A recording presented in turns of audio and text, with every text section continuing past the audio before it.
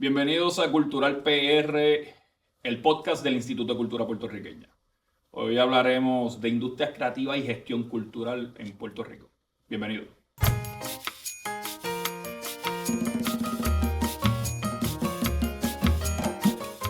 Bienvenidos a Cultural PR. Hoy nos encontramos ante la presencia de dos grandes recursos que estarán hablando con nosotros de gestión cultural e industrias creativas. Pero primero presento a nuestra asesora programática, licenciada Elizabeth Vivas Capó, que estará con nosotros conversando un poco de un tema que a nosotros nos compete, no tan solo como sociedad, sino también dentro del sector cultural. Así que hoy tenemos a dos grandes doctores dedicados a la gestión cultural en Puerto Rico y a todo el quehacer que a nosotros tanto nos fascina como en la cultura puertorriqueña. El doctor Pedro Reina, de la Universidad de Puerto Rico, recinto de Río Piedra, y el doctor Javier Hernández, de la Universidad Sagrado Corazón. Más que bienvenido. Muchas gracias. Contento de estar aquí. Mira, y yo inicio con ustedes de tantas cosas que podemos conversar de cada uno de estos subtemas, pero las industrias creativas aquí en Puerto Rico, ¿qué está sucediendo en este momento? Primero.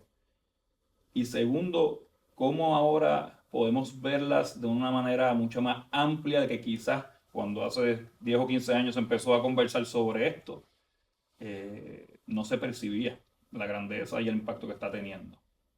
Javier Hernández. Pues mira, yo creo que a medida que pasan los años, las industrias creativas tienen más visibilidad. Yo creo que todo el tema de la revolución digital también nos ha ayudado mucho en los últimos años. Esto es un concepto que lleva algunas décadas por allá afuera. Un poco lo que plantea es que además del valor cultural de esa actividad artística y creativa, también hay una actividad económica que se genera directa e indirecta y que es importante que lo miremos de esa forma para complementar el análisis y las maneras de apoyarlo. Y Puerto Rico siempre ha tenido esa actividad creativa. Yo creo que lo que ha sido interesante es que eso como que un poco ha seguido floreciendo a medida que pasan los años. Se va haciendo más notable quizás actividades que teníamos alrededor y que no las mirábamos con esa dimensión. Y a la misma vez creo que el propio trabajador cultural y creativo está muy consciente de que su trabajo también tiene un valor económico y que es importante desarrollarlo para que también tenga alguna sustentabilidad económica que le permita desarrollarlo. En este ambiente de la globalización que vivimos desde los años 90, lo que en el pasado nosotros pensábamos que eran desventajas, porque dada nuestra relación colonial, la proyección que tenía Puerto Rico internacional, pues, no estaba, ¿verdad? En un lugar de mayor proyección. Sin embargo, cuando llega las telecomunicaciones en la década del 90 y empieza en los años 2000, yo creo que hay un gran despegue de la producción creativa y de la proyección de la cultura puertorriqueña más allá de nuestras circunstancias. Yo creo que hoy día, como bien dice Javier, tenemos un lenguaje, tenemos la posibilidad de reconocer que nos conocen en el mundo a pesar de nuestras circunstancias, de que nuestros artistas son nuestra gran proyección, que los músicos puertorriqueños nos representan, y eso ha dado a conocer al español de Puerto Rico, eso ha dado a conocer otros aspectos porque la gente empieza a escuchar las letras, empieza a hacer preguntas. Y yo creo que también había una formalización en el sector del gubernamental de reconocer la cultura como un espacio de producción de riqueza también.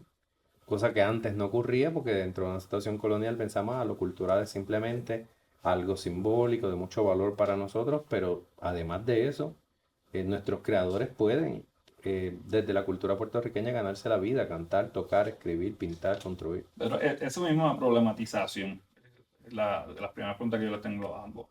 ¿Es incompatible la gestión cultural y las industrias creativas? No son incompatibles, trabajamos en el mismo edificio, somos vecinos en el sentido de que las industrias creativas toman productos culturales y los rentabilizan, ¿no? Y crean un mercado para que esos creadores puedan vivir. Hay que tener cuidado porque nosotros venimos de una herencia donde hacer dinero desde la cultura es mal visto, donde se parte de la premisa que la cultura es sudor y sacrificio, y que lo comercial es una herejía. Y eso es falso. Nosotros somos grandes creadores y nuestros creativos merecen ganarse la vida y además producir riqueza, crear empleo, etcétera. La gestión cultural lo que hace es, dentro de ese mismo ámbito de la cultura, utilizar nuestros valores, nuestras creencias, nuestros códigos para promover el cambio social. Los indicadores son diferentes, ¿no? En el caso de las industrias creativas tiene valores empíricos: cuántos libros vendiste, cuántas películas, cuánta gente fue a tu película, cuánta gente escuchó tus canciones. En la gestión cultural, pues te da un poco más de trabajo porque tienes que determinar cuáles son los indicadores del cambio que tú quieres ver. Pero trabajamos en el mismo barrio, trabajamos ahí con el mismo vocabulario y con un reconocimiento de que la cultura es un campo fértil para muchas cosas, no solo para el ocio y para el entretenimiento y para la riqueza y para el enriquecimiento espiritual. Sí, yo creo que hay un tema, la mejor manera en la que yo la veo es que esto es una línea continua de balances entre valor económico y valor cultural. Y hay proyectos que tienen un balance quizás más perfecto, hay otros proyectos que tienden mucho más al valor cultural que al valor económico, y eso pues requiere atenderlos de otra manera para que sean sostenibles. Y hay productos quizás más en la onda del mundo del entretenimiento y los medios, que a lo mejor pueden tender a mayor valor económico que valor simbólico cultural. Y en esa línea continua hay muchas combinaciones, todas son parte de esa economía cultural y creativa, y el secreto está en reconocer su diversidad y atenderlas de manera distinta. Hay algunas que van a funcionar en una economía de mercado sin ningún tipo de apoyo, y otras que operan en un entorno cuya sostenibilidad depende quizás del subsidio, del apoyo gubernamental, de la filantropía, etcétera. Pero al final, todas las actividades tienen de alguna manera un valor económico directo o indirecto, porque impactan a través del turismo, porque impactan a través de la educación y la formación de talento, porque impactan desde el tema de la internacionalización. Así que yo creo que el secreto está en verlo en su amplitud y no tratar de encajonarlo como algo muy pequeño y específico. ¿Verdad? Les escucho y voy escuchando, voy como un poco hilvanando distintas cosas y claro, a la misma vez, estando en el Instituto de Cultura puertorriqueña, pues quiero hacer la pregunta de ¿cuál entienden ustedes debe ser el rol del Estado en este proceso de impulsar a las industrias creativas? ¿Y quiénes son estas entidades que estamos llamadas a, ¿verdad?, a la acción? Mira, yo siempre he pensado que el ecosistema creativo, la mejor manera de visualizarlo es en una pirámide. Y esa pirámide, yo siempre la veo como tres etapas. Hay la base de la pirámide, que es la más grande, es lo que yo llamo los proyectos de base, artistas independientes, colectivos, etcétera. En el medio quizás hay unos sectores más competitivos que operan en una economía de mercado. Esto puede ser en el diseño, en los medios. Y la punta de la pirámide, que son proyectos de alto impacto que ya funcionan en una economía de mercado, a veces con tecnología y que no requieren ningún apoyo. Ese sector de base, que es el del cual nos enriquecemos, por ejemplo, a través del turismo cultural, pues el Estado tiene que estratégicamente mirar cómo hace unas inversiones que garanticen que ese trabajo se dé. El trabajo del mainstream, pues el mercado lo va a sostener, pero el mercado lo va a sostener reproduciendo unas fórmulas existentes. Lo más bonito de esa base es la diversidad. Y en ese caso yo sí creo ¿verdad?, que el Estado, desde sus componentes de cultura, en este caso desde el instituto, contribuye al ecosistema creativo garantizando esa diversidad, porque esa diversidad genera innovación. A veces uno piensa, y esto es una concepción errónea, de que la innovación solo se genera cuando hay libre competencia. Y eso es problemático porque a veces cuando hay libre competencia, el mercado lo que va a seguir es reproduciendo la fórmula de lo que ya le funciona. Entonces, en ese caso, tú necesitas que haya proyectos que tengan la libertad creativa de explorar otras cosas sin que sea lo que el mercado quiere. Y eventualmente esas son las cosas ¿verdad?, que innovan y que transforman. Así que el rol del Estado en ese caso es garantizar la diversidad cultural, la libertad de creación, el acceso y participación, porque desde el punto de vista de teoría económica y de competitividad, tú despuntas cuando tú tienes una demanda sofisticada. En la música, pues tú tienes una demanda sofisticada por todo el acceso que hemos tenido a una diversidad de música. Y si tú garantizas que la ciudadanía tenga acceso a la actividad cultural, más allá de ser un derecho humano, también es un motor de generar competitividad en esos sectores creativos. El gobierno de Puerto Rico, a pesar de su crisis económica, recauda impuestos todos los años, establece política pública y reparte el bacalao en buen puertorriqueño. Por lo tanto, hay un rol del gobierno de Puerto Rico de repartir los bienes que tiene el gobierno, hacer inversiones estratégicas, promover el entendimiento entre la ciudadanía de lo que está sucediendo y muchas veces también poner los recursos que tiene el gobierno, ya sea monetarios o bienes que custodia, bienes patrimoniales, al servicio de una actividad económica que a su vez genera riqueza y por lo tanto recoge impuestos, crea empleo y produce actividad económica en general. El empleo o la actividad económica son indicadores, ¿verdad?, empíricos que tú puedes medir, pero el gobierno tiene un rol extraordinario en legitimar también prácticas y de apoyar a aquellas personas que asumen riesgos, porque como dice Javier, la competencia a veces obliga al apego a una fórmula, porque si te está dejando dinero porque la quieres cambiar, pero en realidad la cultura evoluciona todo el tiempo y hoy día tenemos ciudadanos y ciudadanas que les interesa la cultura en su vertiente, la que sea, vinculada con la tecnología, que accede a ella a través de su teléfono, de su computadora, del televisor en la casa. Entonces, yo creo que el gobierno tiene un rol importante y tiene que tomar conciencia de ese rol, porque yo creo que la experiencia que nosotros hemos tenido es que en los pasados 20 años ha habido mucho progreso, pero uno de los principales discípulos de ese progreso es el gobierno, que tiene que entender qué hace la cultura, qué impacto tiene en el desarrollo económico, algo que nosotros conversábamos privadamente antes de empezar el programa, ¿verdad? ¿Cómo conseguimos que el Departamento de Desarrollo Económico mire a la cultura y la entienda como un motor también de bienestar? ¿Qué cambio ustedes han visto, y esto desde la perspectiva de ustedes como profesores y directores de los principales programas en Puerto Rico sobre gestión, industria creativa, ¿verdad? Acá a nivel graduado, acá a nivel subgraduado. Pero ustedes llevan varias décadas, ¿verdad? Dedicándose a la enseñanza, fortaleciendo, creando primero estos programas.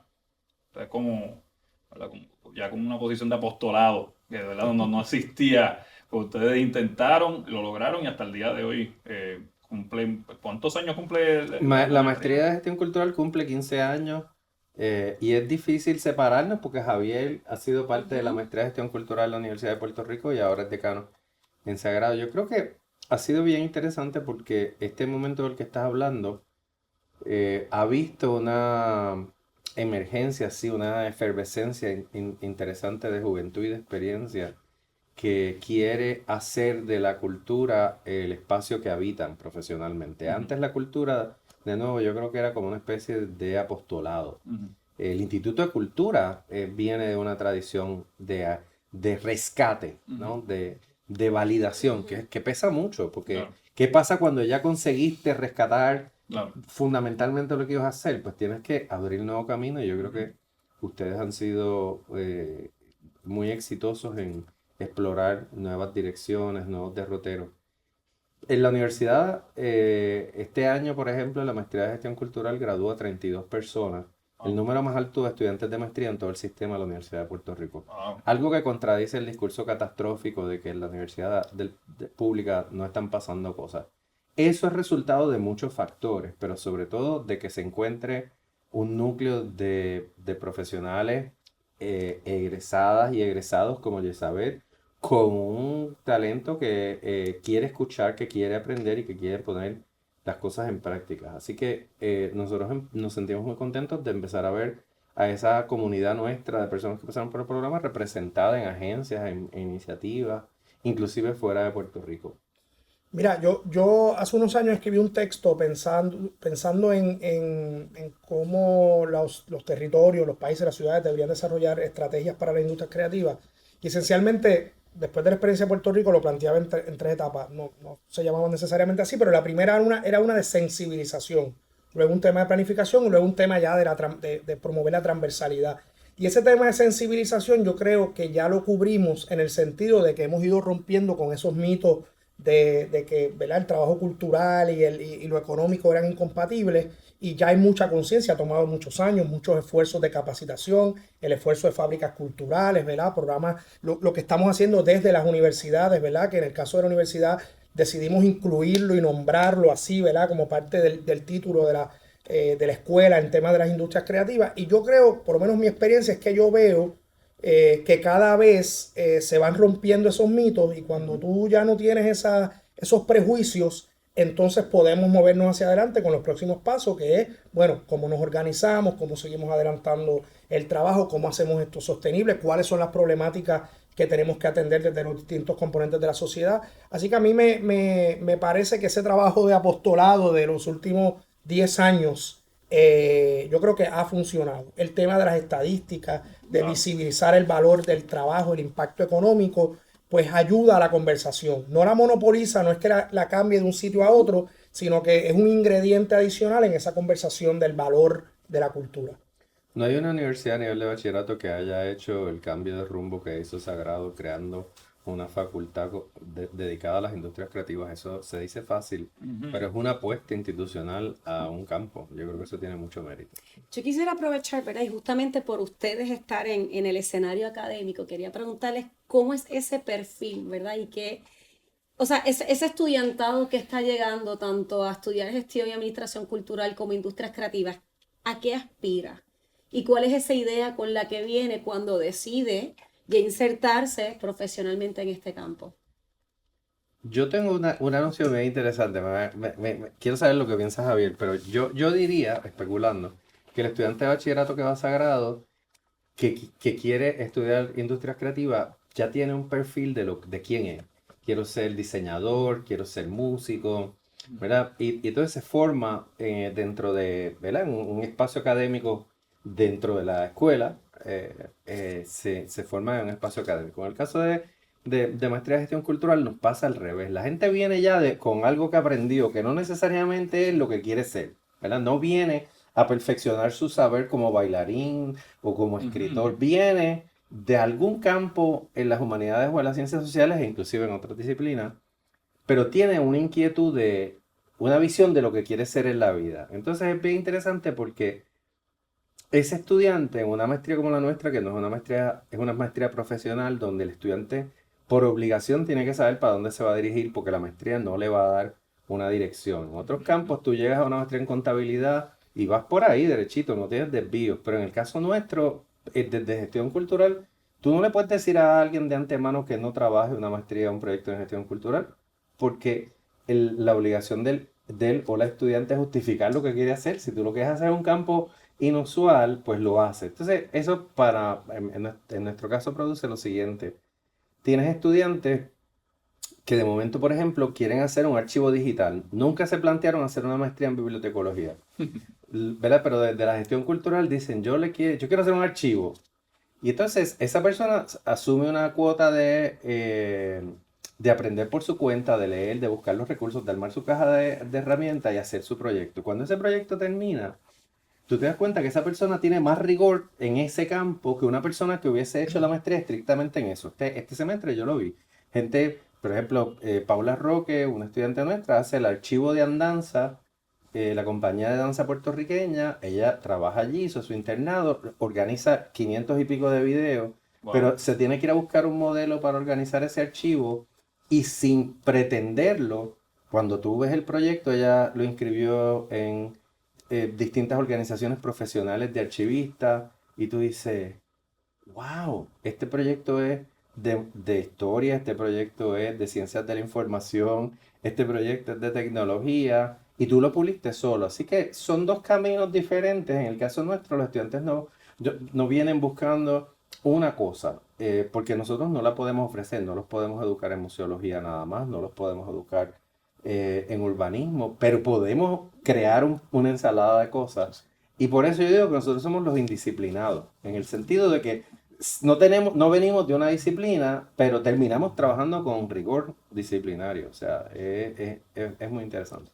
Yo coincido completamente con Pedro y, ¿verdad? En el caso de la escuela que es principalmente subgraduado, ahí hay un tema de, ¿verdad? de rigor y de dominio técnico de alguna disciplina. Pero voy a abonar algo el tema de interdisciplinaridad y es que cuando nosotros revisamos el proyecto académico en 2020, decidimos que había que respetar un conocimiento con el cual y unas inquietudes con las cuales ya viene el estudiante y que las estructuras de los programas subgraduados no reconocían porque, excepto los programas multidisciplinarios e interdisciplinarios, usualmente tú tienes una estructura muy rígida y si acaso tienes 6, 12 créditos para explorar y nosotros elevamos eso a 24, 27 créditos. Y entonces ocurre al contrario, como el estudiante empieza a proponer unas combinaciones interdisciplinarias que nos ayudan a nosotros a entender para dónde va la cosa. Porque entonces ya el estudiante dice, no, yo quiero estudiar artes visuales con una menor en animación y otra en producción audiovisual. O yo quiero estudiar teatro, pero quiero hacer una menor en relaciones internacionales y quiero estudiar mercadeo. Entonces, esas combinaciones me parece a mí que van a ser bien importantes para toda la agenda de las industrias creativas, que históricamente nosotros las vemos muy sectoriales, la música, el teatro, la danza, y realmente yo estoy viendo cada vez más un estudiante que quiere navegar en todas las intersecciones de la tecnología con el arte, con los negocios. Y por eso, ¿verdad? Nosotros tenemos 22 concentraciones menores y tú ves combinaciones increíbles que tú vas a decir, bueno, en 5 años o en 10 años probablemente vamos a estar nombrando una profesión que es eso que el estudiante está explorando sin ningún tipo ¿verdad? De dirigismo académico, por decirlo de alguna manera. Qué chévere, porque el mundo académico se tiene que adaptar a una realidad trans y multidisciplinaria. Sí, claro. O sea, esto de seguir viendo el mundo en carriles bien estrechos ya no funciona, porque hay toda una educación que ocurre fuera de las aulas, fuera de las instituciones, y los estudiantes traen esa riqueza, ¿verdad? Esto tiene también mucho que ver con la edad y con el acceso a los recursos que los estudiantes tengan, pero aún el más limitado viene ya con unas inquietudes y entonces se trata de darle el espacio, crear las condiciones para que el estudiante explore y cree. En el caso nuestro, pues como yo no puedo educar a alguien, como dije ahorita, en museología, pero le doy la posibilidad de coger un curso de museología y combinarlo con otros archivos digitales, con otro de gestión cultural en escenarios comunitarios o cosas así, pues tú ves al estudiante armando como dije, una caja de herramientas con lo que necesita, buscando el asesoramiento de profesores para un comité, pero empezando un diálogo que de alguna manera es como muy constructivista en el sentido educativo, ¿no? Es muy montessoriano. Sí, En una escuela Montessori, un aula Montessori, pues el alumno o la alumna se va por las cosas que le interesan. Y aquí es como ese concepto constructivista, pero a partir de tu proyecto. Para nosotros quizás lo más fundamental es que el estudiante que llegue tenga su propia brújula, porque nosotros no podemos, o sea, no podemos de momento a través de la experiencia académica clarificarle cosas. No, vete, trabaja, vive un rato y clarifica qué es lo que te gusta y vuelve con ganas, con curiosidad, porque de lo contrario, nosotros no te podemos servir bien, porque después que tú llegues aquí, lo interesante es que aparte de las clases que te vamos a dar, el resto de la educación te lo dan los compañeros que tú tienes, que de momento tienen, que pasan todos los escenarios, pero en el nuestro de manera pronunciada. Si tú tienes un pana que es músico, si tienes una pana que es artesana, pues de momento tú estás en clase de lo que sea, pero estás aprendiendo, oye, ¿cómo tú estás pensando tu proyecto? ¿Cómo estás combinando las piezas? Si ustedes han tenido, ¿verdad?, tan buenos resultados en los últimos años ¿verdad?, dentro de sus programas, quiere decir que también el estudiantado ha visto que hay viabilidad a nivel profesional y en este caso, ¿verdad?, en un aspecto más empresarial, en muchos de ellos. Entonces, a eso es lo que voy. Y quizás tiene que ver, es un asunto generacional, ¿no? Que cuando nosotros nos desarrollábamos de niños, quizás había algún tipo de miedo de por qué no dedicarse a algo como esto. Ya la percepción ha cambiado bastante. Y eso entonces me lleva al otro ámbito. En los últimos años, como estamos viendo que está funcionando las industrias creativas y la gestión cultural como profesión y como empresarismo. ¿Cómo lo estás viendo, Javier? Tú, ¿verdad?, que está un poquito más al día sobre los datos. Mira, el sector, la actividad creativa no deja de ser bien compleja, laboralmente y económicamente. Es compleja porque es un empleo fraccionado, es un empleo a base de proyectos, es un empleo donde todavía quizás los temas de financiamiento y acceso a capital son complejos. O sea, sigue siendo complicado por las propias dinámicas, muy similar a la economía, ¿verdad?, al emprendimiento social, pues el emprendimiento creativo también tiene esa dinámica. Lo que yo sí he visto es que hay mayor claridad de cómo funciona, que yo creo que uno de los retos de generaciones pasadas era que, como era un mito, nadie lo discutía, y todo el mundo callado durante el bachillerato, y cuando tú salías a la calle tenías que darte 1000 cantazos. Entonces, acelerar el aprendizaje, traerlo más temprano, alivia un poco la situación, inclusive hasta emocional, de manejar la incertidumbre. Así que yo lo que he visto es que hay más acceso a información, hay más sensibilización de los componentes de apoyo al emprendimiento y al desarrollo económico fuera del área de cultura. Y entonces cuando hay más claridad, el estudiante como que se prepara y ensaya más. Aparte que yo creo que también los planteamientos de comunicar esto, por ejemplo, en el caso de la universidad, tú tienes todavía, obviamente, pues nos pasa el papá preocupado porque mi hijo lo que quiere es estudiar escritura creativa o quiere estudiar danza. Y el tema de estar conscientes de eso y simplemente comunicar lo que ocurre y que sean los propios exalumnos los que comuniquen lo que están haciendo. Y yo lo veo cuando veo, o sea, nosotros ahora mismo somos una comunidad de 1.200 estudiantes subgraduados. O sea, cuando tú dices 1.200 estudiantes que tomaron una decisión informada de aspirar a una ocupación cultural y creativa, pues me parece a mí que es un planteamiento importante que a su vez ayuda a los futuros jóvenes.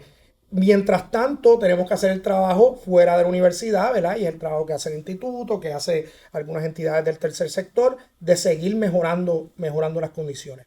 Pero si no hay información, si no visibilizamos las complejidades del trabajo, a la gente se le va a hacer bien duro cuando salga porque toma tiempo aceptar la realidad de la gerencia, o sea, de la gestión a partir de proyectos, ¿verdad? No es que vas a salir necesariamente, algunos sectores tienen, y las estadísticas lo validan, unos sectores sí tienen una orientación más al trabajo a tiempo completo y otros tienen una orientación totalmente al trabajo por cuenta propia. Y yo creo que seguir monitoreando eso, viendo las condiciones y desarrollando los programas y los apoyos para que eso, ¿verdad? Hacia adelante con el tiempo. Ese número habla, o sea, 1.200 estudiantes es una afirmación contundente de que hay un interés en la formación académica en las industrias creativas. En el caso nuestro, yo creo que el éxito también ha tenido que ver con el hecho de que hemos ido tejiendo una comunidad de egresados. De la maestría han salido casi 200 personas en 15 años. Y tenemos una comunidad actualmente de 80, 90 estudiantes graduados, que igual son profesionales porque trabajan de día, estudian de noche, muchos están en el autoempleo, pero hemos tenido suerte en que las personas que han pasado por nuestro programa se han quedado cerca y hemos podido ir tejiendo esa red donde el ICP ha sido recipiente de montones de estudiantes nuestros que vienen buscando un espacio donde conversar con gente que tuvo la misma experiencia que ellos, ¿verdad? Y entonces eso permite que ese modelaje, que la gente vea, que es algo, en mi opinión, bien importante, que la gente vea otras personas que venían antes que uno, que pasaron por esta maestría de gestión cultural y tienen éxito en lo que están haciendo, se emplean parcial o totalmente en lo que les llama la atención. Y déjame decir algo en el caso de la maestría, y esto obviamente la maestría lo ha visibilizado en los últimos años, es el ejemplo vivo de la amplitud del ecosistema, porque literalmente tú tienes egresados en todas partes. Yo los tengo en mi escuela, los tiene el gobierno, en gobierno, lo tenemos haciendo trabajo puramente artístico, lo tenemos haciendo trabajo en el tercer sector, en las comunidades. O sea, yo creo que ese trabajo de cartografiar los egresados es importante para tener visibilidad de las oportunidades que tiene el sector cultural. De hecho, primicia, nosotros queremos hacer un mapa de dónde están nuestros egresados y egresadas a 15 años. Es un proyecto que vamos a acometer en el próximo semestre, de tal manera que a fin de año podamos decir dónde está esta gente, qué está haciendo, para que visiblemente hagamos conexiones con ellos. Siguiendo ese tema de conexión, ¿verdad? Siempre hablamos mucho de las colaboraciones. ¿Cuán importante, o sea, qué significa la colaboración dentro del trabajo cultural y creativo? Mafia. Mira, yo te puedo decir que esa es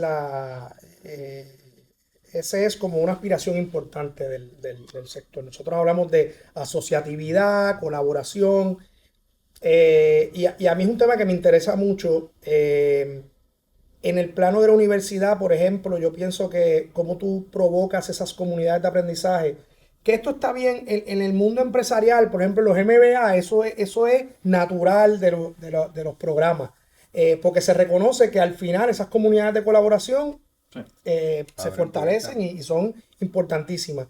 Nosotros tenemos que seguir provocando eso, porque el trabajo creativo aunque la parte artística tiende a ser muy individual, realmente el trabajo de gestión es bien colaborativo.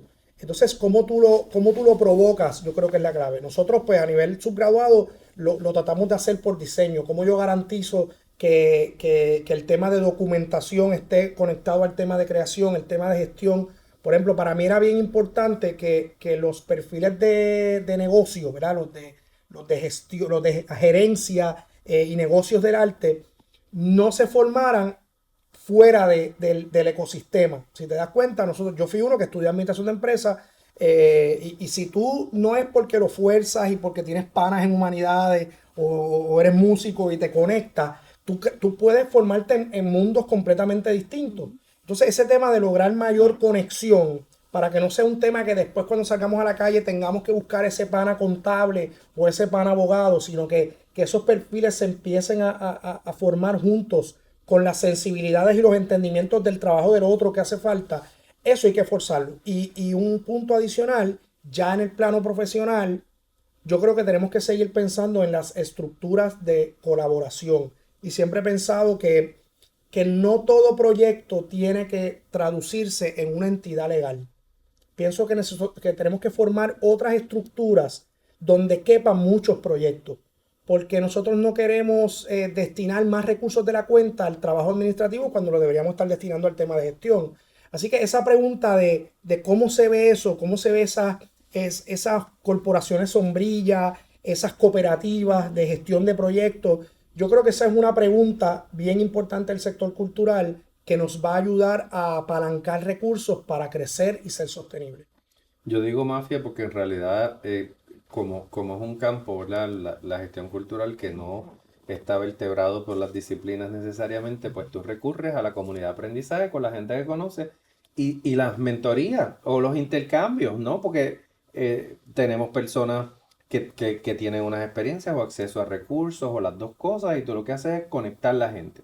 Hay un trabajo ahí al crear una comunidad de aprendizaje de poder encaminar a la gente a que cree sus propios lazos y tú después sigues sumando y cuando te vienes a dar cuenta tienes una masa crítica. Para nosotros, por ejemplo, en el 2022 convocar al Encuentro Puertorriqueño de Gestión Cultural, que fue una idea que nos surgió cuando íbamos a celebrar los 10 años de la maestría y la pandemia nos voló por la ventana todos los planes, pues decidimos, pues ya que no vamos a poder celebrar los 10, porque en realidad son los 12 y pico, pues vamos a hacer un encuentro donde la gente venga y podamos empezar a visibilizar más formalmente lo que estamos haciendo. Y nos sorprendió muchísimo la demanda que tuvo. Organizamos unos ejes temáticos, tuvimos 3 días, 10, 12 horas en la universidad. Y este año estamos de nuevo convocando a un encuentro, ¿verdad? Porque planificamos hacerlo bienal, porque da mucho trabajo planificarlo, donde tenemos otros ejes temáticos ya planteados, pero que sirven para que la gente se encuentre. Ya no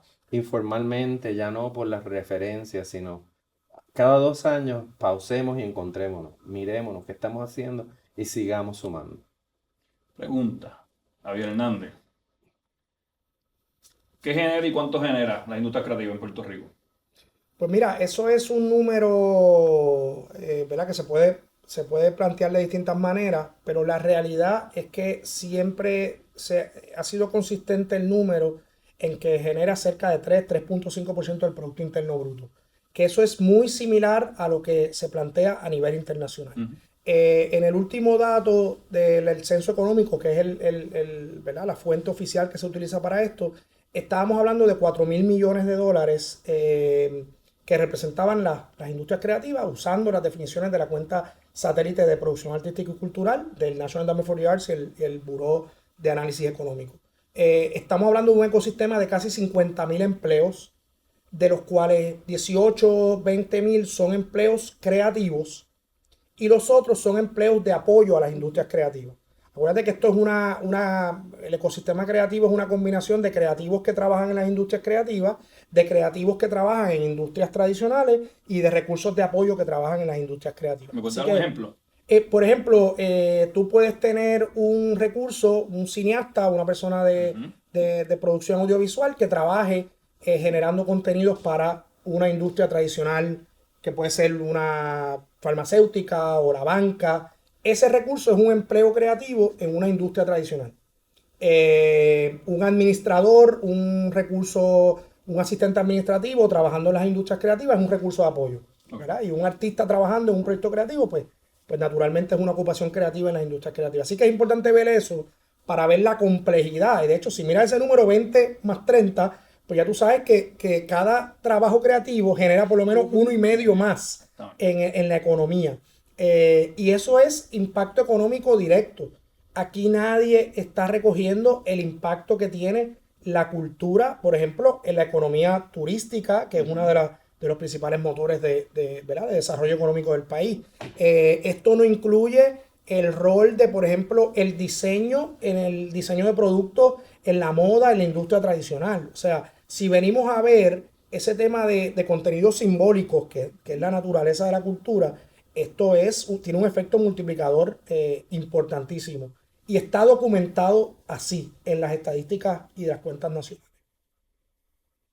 Siguiendo por esa línea, ¿verdad? Un poco, y justamente porque el trabajo cultural, ¿verdad? Tiene, digamos, esa naturaleza compleja de lo simbólico. Y luego, ¿verdad? El trabajo creativo tiene esta otra, digamos, este rendimiento económico que estamos viendo desde su trabajo. ¿Cómo consideran ustedes que debemos medir estos impactos, ¿verdad? Un poco siguiendo, porque son distintas métricas, ¿verdad? Estamos hablando de un sistema de información, digamos, compuesto. ¿Cómo ustedes son, o sea, cuáles son esos indicadores que deberíamos estar utilizando para realmente medir de un modo más, que refleje más la diversidad y el impacto de estos sectores y que los podamos ver? A mí me parece que el trabajo de Inversión Cultural, que es una empresa que fundó Javier y después el Centro de Economía Creativa, han hecho un trabajo extraordinario de definir y utilizar variables que ya existían, los códigos Nike y otras herramientas que permiten que tú puedas mirar los datos y entenderlos. En el caso de la gestión cultural, el desafío siempre es cómo tú mides el impacto, ¿verdad? Porque no hay a priori una manera de decir, este es el éxito que va a tener un proyecto, ¿verdad? Digamos, de educación sobre masculinidad. Puerto Rico tiene un gran problema de violencia de género.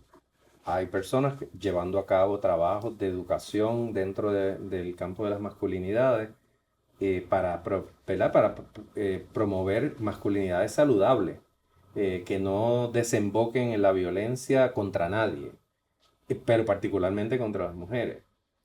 Esos proyectos tienen, ¿verdad? Si tú estás trabajando, aquí estoy citando a mi querido amigo y colega Heriberto Ramírez, que trabaja en Taller Salud, educando a adolescentes sobre masculinidades. Pues ese tipo de proyecto tiene que definir cómo va a medir que chamacos que de otra manera estarían participando de conductas o de prácticas sociales que devienen en violencia, cómo van a medir que ese chamaco va a evidenciar un cambio en conducta que lo haga menos propenso a ser un agresor.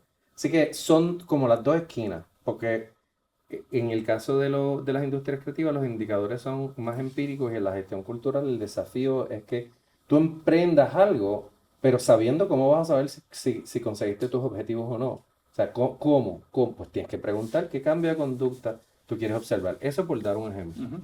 Sí, yo diría que el esfuerzo de cuantificar inicial, ¿verdad? Que se hace a través de cuentas nacionales, nos da esa primera aproximación y ahora el trabajo es movernos a ese segundo nivel de indicadores. Creo que obviamente los objetivos de desarrollo sostenible tienen, a pesar de ser 17 objetivos, creo que son 252 indicadores. O sea que si uno mira el valor intrínseco, ¿verdad? Directo de la cultura, y después mira el valor instrumental, yo creo que podemos empezar a categorizarlo primero. Luego tenemos que recurrir a metodologías cualitativas. Creo que es bien importante, no siempre hay que medir, hay veces que hay que describir. El estudio de caso es un buen ejemplo de cómo tú plantear unos impactos que se están dando y luego alinearnos a esos objetivos 2030, porque allá hay una serie de indicadores de esos temas transversales. Que a corto plazo no vas a poder necesariamente desagregar y decir cuánto de los avances en temas de equidad de género se deben quizá a los proyectos culturales, pero tú te vas alineando. Yo creo que eso va a ser un primer esfuerzo de cómo medir esto. En el plano más amplio que mencionabas, ya no de lo cultural, sino de lo creativo. En el resto de la economía, pues por ejemplo, el diseño tiene un impacto grandísimo en la economía tradicional a través de la innovación, y eso, las encuestas de innovación que de hecho promueve UNESCO, que se hacen en los países, en Puerto Rico lo hicimos solo una vez y fue en 2015 con empresas de manufactura. Ahí se puede recoger cuánto de esa innovación se genera a través del diseño de productos. Entonces, yo creo que sí, poco a poco podemos ir alineando objetivos y dimensiones de impacto a indicadores, y pues ahí viene el trabajo de ir identificando cómo podemos hacer esa investigación, quién la hace, y cómo lo vamos adelantando y cómo lo vamos analizando juntos. Miren, mi última gestión en la tarde de hoy es despedirlos, pero primero dándole las gracias por el tiempo y con unos temas que además que nos fascinan, y yo sé que podemos estar hablando un rato más o varias sesiones más de podcast. Agradecerle por el trabajo que siempre han hecho, ¿verdad? Por mucho tiempo. Creo que, ¿verdad? Eso de parte del Instituto de Cultura se lo tenemos que dar a ambos. Igualmente a la licenciada Vivas Capo, que sabemos que hay una pasión también por estos temas y que ha dado un gran despertar para el sector cultural, verlo de otra manera y ayudarnos. Yo creo que al final eso es lo que nosotros buscamos. Nosotros tratamos de facilitar estas conversaciones, pero también los panoramas para continuar gestando y creando. Así que Siempre es un gusto venir y ver a la mujer ancla de las industrias creativas y la gestión cultural. Agradecido. esta es su casa. Así que nos vemos en el próximo episodio de Cultural Gracias. PR.